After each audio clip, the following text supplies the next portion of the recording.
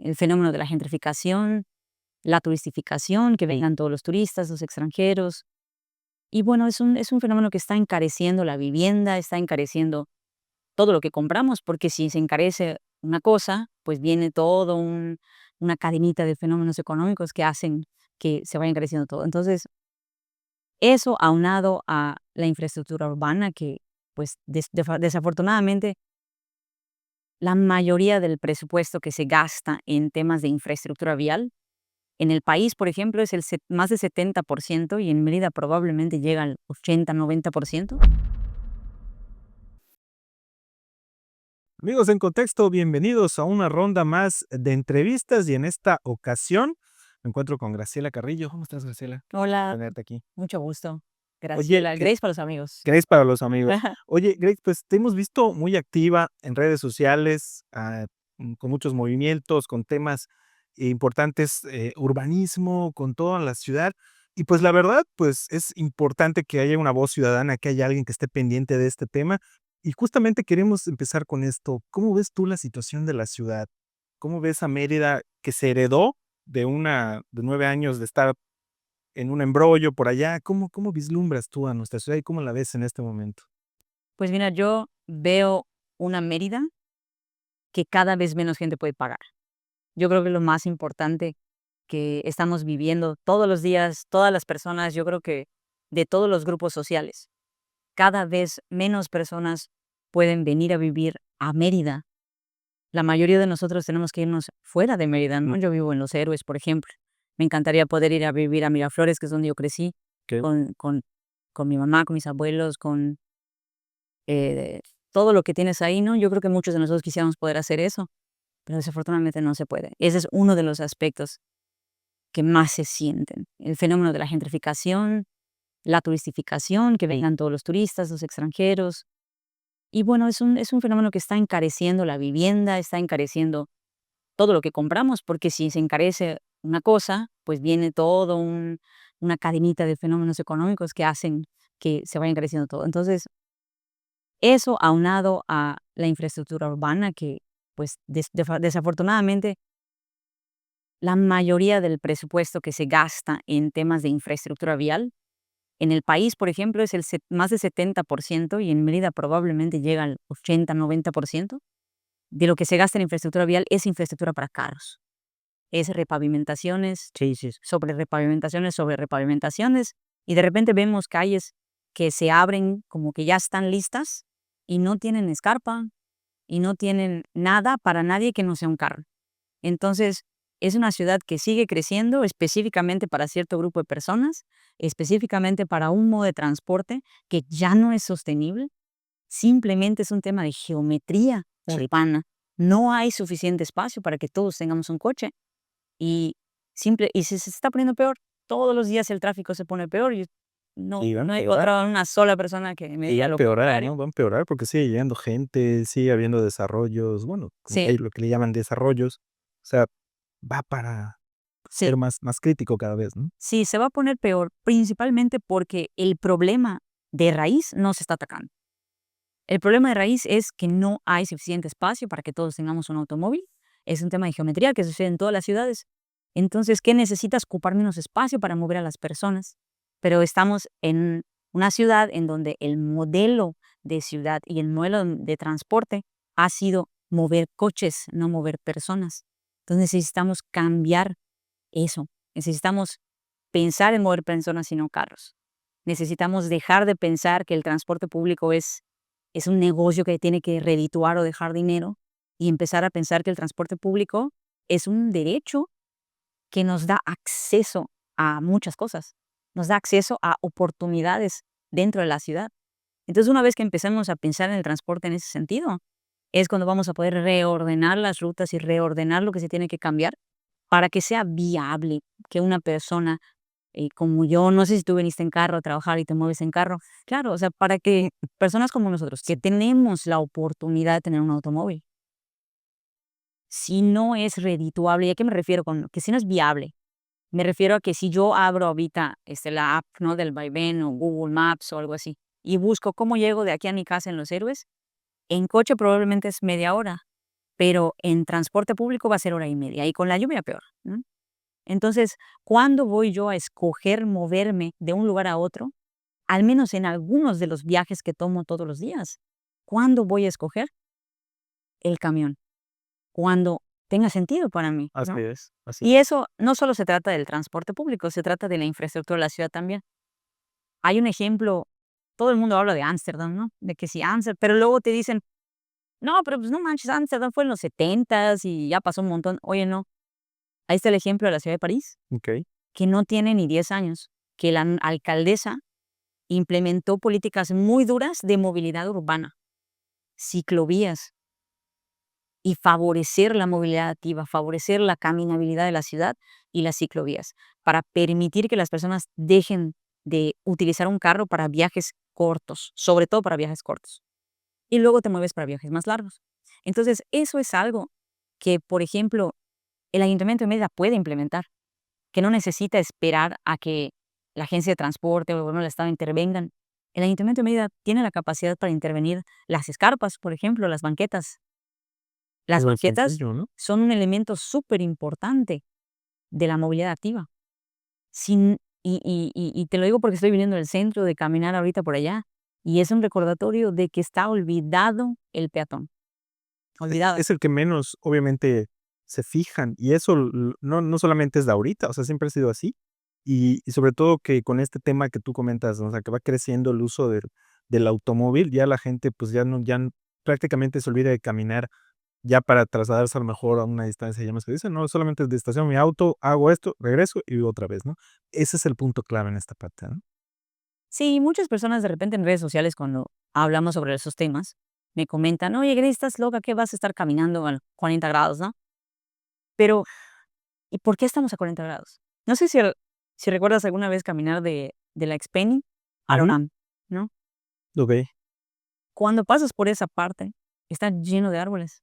Ujú. Entonces, esa es una de las partes, perdón, una de las partes que más recuerdo caminar, porque se siente enseguida el cambio de temperatura, caminar por esa partecita.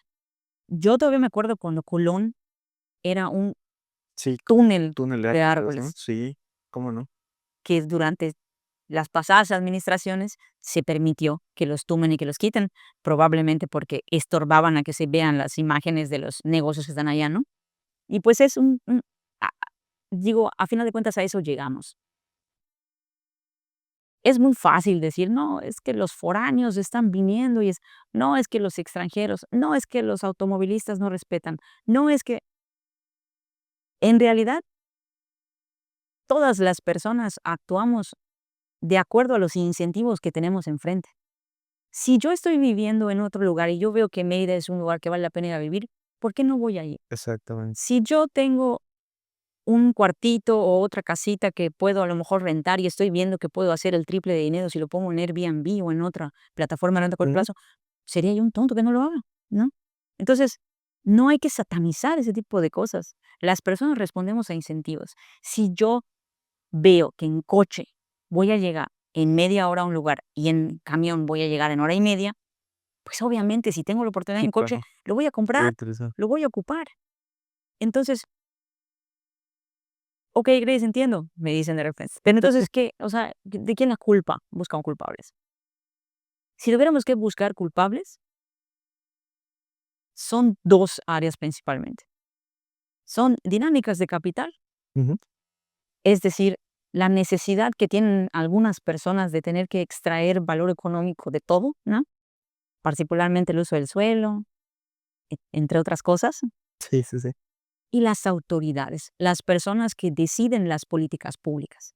¿Qué es la política pública? Muy rápidamente. Política pública simplemente es una forma muy así, palabras rebuscadas de decir lo que el gobierno hace o deja de hacer. Esto, las políticas públicas son las cosas que el gobierno hace o deja de hacer respecto de los problemas públicos, ¿no? Okey.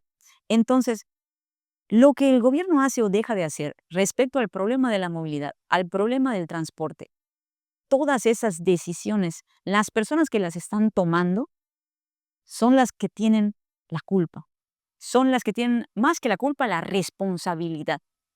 Tú como usuario del transporte, del modelo de transporte de la ciudad, que es un modelo centrado en el automóvil. Tú simplemente participas del modelo, participas de lo que estas personas están decidiendo que es el modelo.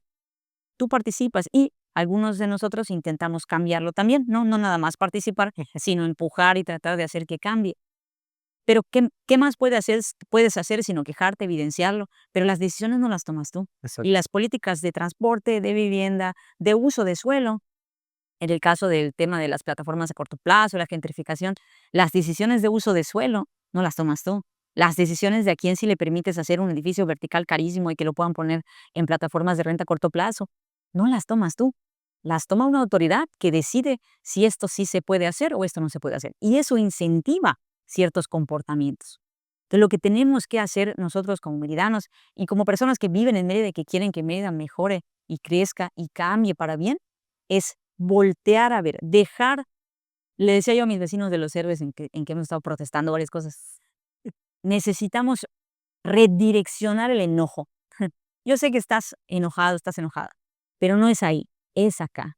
No es contra los extranjeros. Son estas personas las que están haciendo que vengan, porque esas personas no se despertaron ayer y dijeron, Voy a ir a mi oye, Mérida, ¿no? O sea, lo vieron, tuvieron que ver en lo algún vieron en lugar. algún lado, lo vieron en la publicidad agresiva, lo vieron en toda esta situación que hemos visto desenvolverse en los últimos 10 años, ¿no? De publicitar a Mérida como Pero una de lo que total de lo que maravilla. comentas, en lo personal, a mí me llama poderosamente la atención, porque he ido a muchos eventos, a pláticas, a cuestiones donde las propias autoridades dicen: No se hizo tal cosa, o faltó tal cosa, no se planeó tal cosa", pero nadie dice: "Vamos a planear, vamos a hacer, vamos a incentivar, o vamos a proteger, o vamos". O sea, también eso de patear la lata como que ya es una costumbre muy propicia, ¿no? Y muy fácil de evadir el problema, ¿no? Decir: "Mira, fulano de tal no lo hizo, o desde hace 80 años no se hizo, y pues como ya está mal, pues yo no lo toco porque puede empeorar". No, yo siento que por ahí va, y esa parte también como que queda de ver, y queda de ver, y queda de ver, y ahorita, pues, ya estamos en lo más alto, y pues, ¿qué puede pasar? Que se desmorone o se destroce. Entonces, como que esa parte también, ¿no? De que nadie quiera asumir esa responsabilidad. Sí, yo creo que muchas veces, pues, vivimos en un mundo político y el costo político de hacer ciertas cosas hace que no quieran actuar. Muchas veces también yo sí creo que es un tema de tener personas que no conocen esa parte de la ciudad. Personas que nunca han tenido que, a lo mejor, utilizar el transporte público, o que nunca han tenido que caminar las calles del centro para poder llegar de un lugar a otro, O de un paradero. o de un paradero a otro. Que no tienen que usar las banquetas, las escarpas todas rotas, porque los deja su coche en un lugar y luego Pues los va a diario hay alquilar. accidentes en el centro, ¿eh? Diario hay 4 o 5 más personas que se golpean, o se tropiezan, o se resbalan, o eso Yo es una sí, costumbre. personas que no tienen que pasar por esas calles y banquetas incompletas para llegar a la T1, por ejemplo, Ujú. en donde está todo mal, donde no puedes circular, donde las personas con sillas de ruedas tienen dificultad para cruzar la calle. Cuando las autoridades no se dan una vuelta por allá, no lo tienen que usar todos los días, o no necesariamente que lo tengan, pero no se rodean de personas que les puedan comentar lo que está pasando realmente en la ciudad. Entonces, ¿cómo van a tomar la importancia? ¿Cómo van a decir, esto es lo que tengo yo que hacer si no lo ven, si no lo conocen? Y las personas alrededor de ellos en su entorno tampoco lo conocen. Eso es para mí muy, muy importante. ¿Y cómo ves a aquellas autoridades que lo saben y se hacen de la vista gorda? ¿Qué opinas Todavía sobre eso? peor. Yo aquí tratando de darles el beneficio de la duda, de que no lo saben. Pero sí, evidentemente también hay personas que simple y sencillamente no es una prioridad para ellos, porque esa no es la razón por la que llegaron, ¿no? Y lo vemos, sí, lo vemos con los políticos que a veces dicen que les importa mucho la ciudad, pero las acciones hablan más fuerte. Las acciones hablan más fuerte y yo creo que hemos tenido ya varios años, varias administraciones en las que, pues, nada cambia, cuando menos para la gran mayoría de nosotros. La ciudad ha cambiado muchísimo, muchísimo. Está el paseo gastronómico, están los cambios que hicieron en el centro, pero hablando, por ejemplo, del paseo gastronómico, hablaron un montón de derrama económica, de turismo, pero la derrama es, ¿para quién? ¿Quién se está llevando ese beneficio económico? Porque los locatarios de Santana siguen estando en el mismo lugar. Así es. Esa es la gente local que lleva toda la vida El viviendo mercado de Santana se está cayendo a se pedazos. está cayendo a pedazos. Se está Es cayendo a pedazos. increíble. Pero para el ¿y por qué no tenemos a esos locatarios disfrutando de los beneficios económicos del paseo gastronómico? ¿Por qué? Porque no era para ellos, porque no es para nosotros ni siquiera. Porque si caminas por ahí, ves los anuncios en inglés, los menús en inglés, Sí, sí, sí. casi los precios en dólares. Entonces, pues es evidente que no era para nosotros esa derrama económica. Y a mí me enerva cuando hablan de vamos a crear tantos empleos. Oye, ya no engañas a nadie con eso. Ya las personas ya sabemos qué tipo de empleos, Así es. de qué tipo de empleos estás hablando y quiénes son los que realmente se van a llevar el dinero que se está generando de esa inversión, del uso y del aprovechamiento de los recursos escasos que tenemos en nuestra ciudad, como es el suelo, porque el suelo es eso. Tenemos que empezar a ver el suelo como un recurso escaso, como el agua, que no se debería de estar desperdiciando. Ese es Va a otro checa tema. va a llegar un punto, ¿no?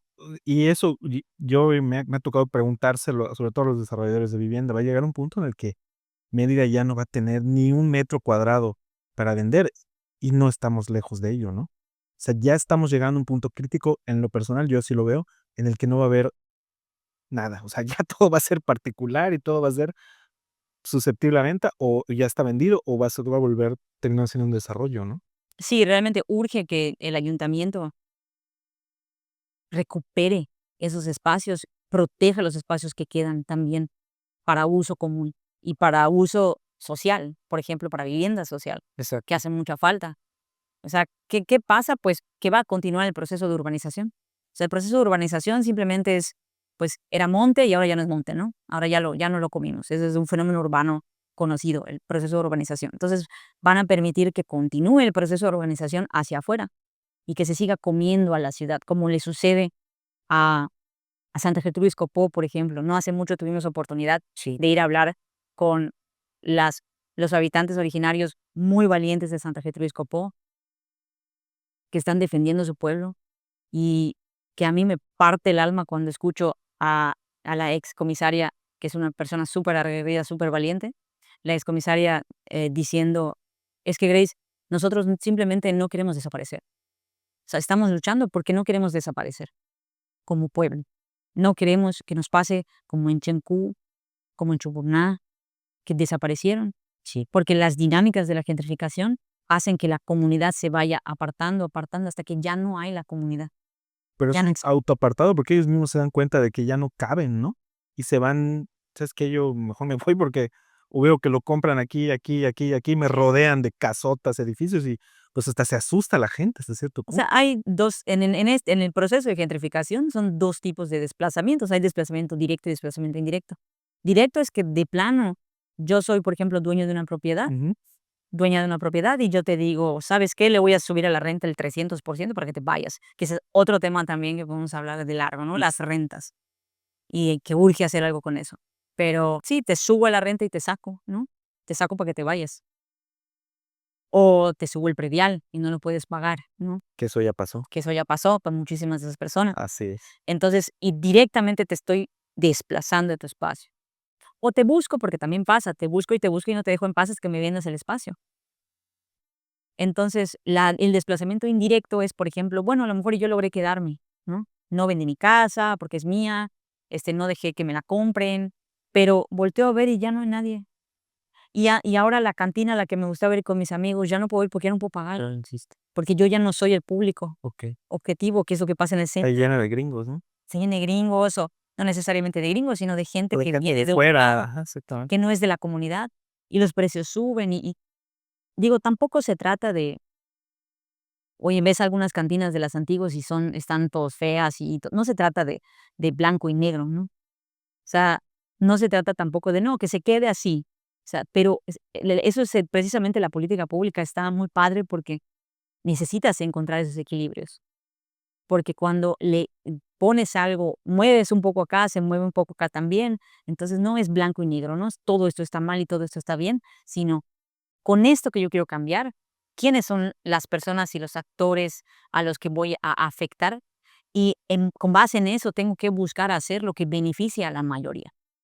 Entonces, esa toma de decisiones es la que es complicada y es la que en los últimos años hemos visto que no se está tomando la decisión de beneficiar a la mayoría, sino al contrario, Oh. se beneficia a unos cuantos que tienen y ejercen un poder económico pues mucho mayor que el resto de nosotros. Oye, yo te he visto en videos allí, haciendo huertos, o sea, Ah, en el tema de los paraderos, igual que vi que están allá con intenciones. ¿Qué le dirías a la gente que a lo mejor tiene esas intenciones así como tú que, o sea, la iniciativa ciudadana hoy en día nos surge? O sea, tenemos que empezar también a tomar las riendas de nuestra ciudad, porque es nuestra, o sea, sí. nosotros vivimos aquí. ¿Cómo ves esa parte? ¿Sí la gente puede aportar? ¿Cómo podemos echarle montón para que todo esto, pues, vaya empezando a haber un cambio en esta situación? Sí, precisamente ahí me gustaría platicar rápidamente de un concepto que se llama el derecho a la ciudad, ¿no? Okey, Que justamente fue en el Congreso pasado que la diputada Vida Gómez introdujo el concepto de derecho a la ciudad en la Ley General de Movilidad. Entonces, el derecho a la ciudad es diferente al derecho individual como la libre expresión, ¿no? Se entiende como un derecho colectivo. Es el derecho que tenemos todos de habitar la ciudad y de transformarla entre todos.